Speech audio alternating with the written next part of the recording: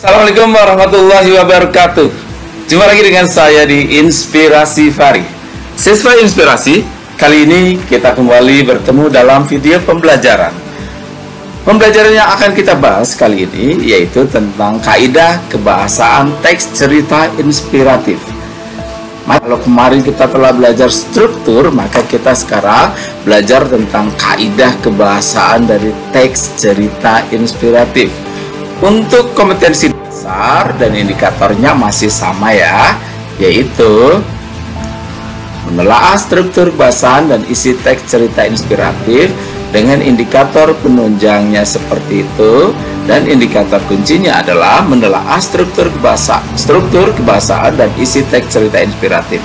Namun seperti juga kemarin fokus pada strukturnya, sekarang kita fokus pada kebahasaan yang ada pada teks cerita inspiratif. Oke, sebelum pembelajaran ini kita lanjutkan, sekali lagi saya ingatkan, bagi yang belum subscribe, tolong subscribe dulu ya. Diklik yang subscribe-nya masih merah agar channel ini bisa berkembang. Oke, kita mulai pembelajaran kali ini.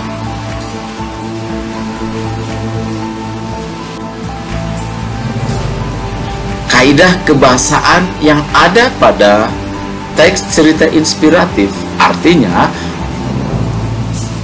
teori-teori kebahasaan atau kaidah-kaidah kebahasaan yang biasanya digunakan dalam teks cerita inspiratif. Ada banyak sekali, namun yang paling banyak dari data yang ada adalah yang pertama, pronomina persona ketiga, verba tindakan, kata kerja pasif, kata kerja mental, kata sambung urutan waktu atau temporal. Nah, apa saja sih sebenarnya kaidah-kaidah kebahasaan tersebut? Mari kita jelaskan satu demi satu beserta contohnya. Semoga kalian bisa memahami. Kita mulai dari kaidah disebut dengan pronomina persona ketiga. Pronomina persona atau kata ganti orang ketiga. Ingat, kata ganti orang ketiga adalah kata ganti orang yang diceritakan. Kalau orang pertama adalah yang bercerita atau berbicara, orang kedua adalah orang yang diajak berbicara, sementara yang ketiga adalah orang yang diceritakan. Nah, ini pronomina persona ketiga atau kata ganti orang ketiga adalah kata ganti yang menunjuk pada orang-orang yang kita ceritakan. Kata ganti tersebut menggantikan nama orangnya. Mungkin kita bisa menyebut orang lain yang kita ceritakan dengan menggunakan kata ia, dia, beliau, dan juga mereka jika mereka itu digunakan untuk orang yang banyak. Nah, ini pronomina persona ketiga atau kata ganti orang yang ketiga. Contoh dalam teksnya bagaimana? Oke, kita lihat sepintas contoh teks. Beliau adalah sosok seorang pahlawan yang jasanya tidak akan pernah dilupakan oleh seluruh masyarakat Indonesia. Di sini ada kata beliau. Beliau adalah pronomina persona ketiga atau kata ganti orang ketiga. Kenapa harus menggunakan beliau, bukan dia? Karena pahlawan merupakan orang-orang terhormat, maka kita selayaknya menghormati para pahlawan tersebut dengan menggunakan kata ganti orang ketiganya adalah beliau. Karena kata beliau terkesan lebih baik, lebih bagus, lebih bermartabat daripada ia atau dia. Kita lanjut, kaidah kebahasaan yang kedua yaitu verba tindakan. Verba atau kata kerja ya. Verba atau kata kerja tindakan adalah kata yang menunjukkan tindakan yang dilakukan tentunya dengan sungguh-sungguh. Beberapa contoh yang merupakan verba tindakan yang terkait dengan teks cerita inspiratif mungkin berjuang. Berjuang itu harus sungguh-sungguh. Membela juga harus sungguh-sungguh. Melarang, menggalang, mengatur, dan lain-lain. Kata-kata kerja itu dilakukan pastinya dengan sungguh-sungguh. Tindakan yang dilakukan dengan sungguh-sungguh, maka masuk pada verba tindakan. Lalu, contoh dalam teksnya bagaimana? Contoh dalam teksnya, Belanda melarang orang Makassar berdagang dengan musuh Belanda seperti Portugis dan yang lainnya. Melarang, di sini ada kata melarang, yang tentunya kalau larangan itu dilanggar oleh orang-orang tertentu, maka orang-orang tersebut akan mendapatkan sanksi atau hukuman. Kita lanjut pada kebahasaan yang lain, yaitu kata kerja pasif atau verba pasif. Ingat, kata pasif dan juga ada kata kerja aktif. Apa itu pasif dan apa itu pula pasif? Kalau kata kerja pasif adalah kata kerja yang menunjukkan bahwa subjeknya berlaku pasif atau tidak melakukan apa-apa, atau subjek dikenai pekerjaan. Sementara kalau kata kerja aktif, maka subjek yang secara aktif melakukan pekerjaan. Kalau kata kerja pasif pada umumnya ditandai dengan awalan di atau ter. Di dan ter umumnya menunjukkan bahwa subjek berada dalam posisi pasif atau tidak melakukan pekerjaan.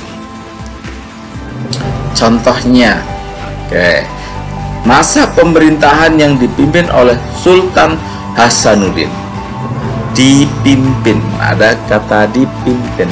Masa pemerintahan yang dipimpin oleh Sultan Hasanuddin, ya, subjeknya adalah pemerintahan, masa pemerintahan, zaman pemerintahan, yang tentunya tidak akan bisa berlaku aktif, maka dia menjadi pasif.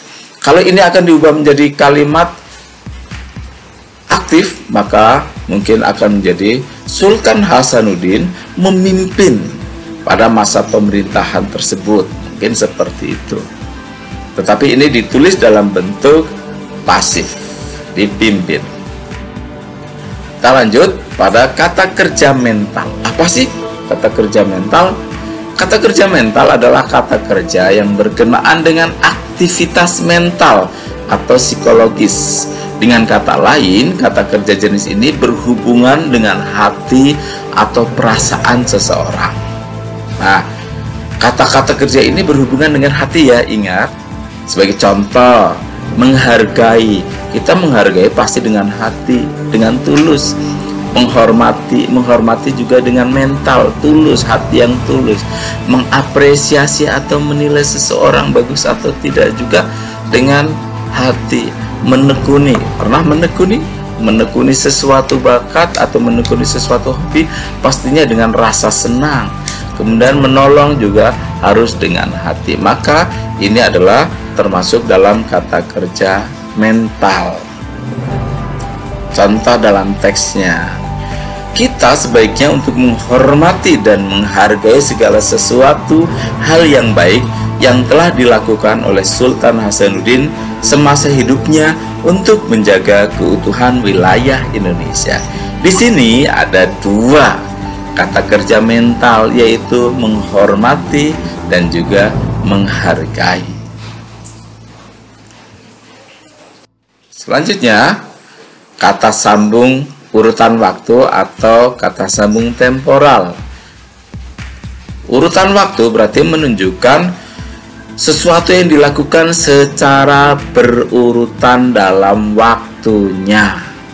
Beberapa kata sambung ini mungkin ada mula-mula, ada awalnya, kemudian setelah itu, selepas, sebelumnya, lalu, dan seterusnya yang menunjukkan urutan kejadian-kejadian atau peristiwa-peristiwa. Itu disebut dengan kata sambung urutan waktu atau temporal. Contoh dalam teksnya bagaimana? Ayo kita lihat contoh dalam teksnya.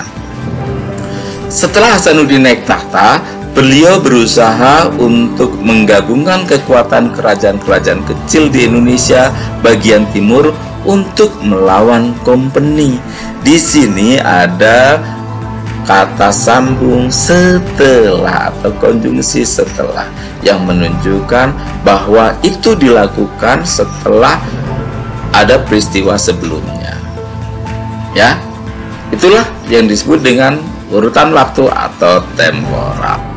Demikian tadi pembahasan kita tentang kaidah-kaidah kebahasaan yang biasanya muncul dalam teks cerita inspiratif.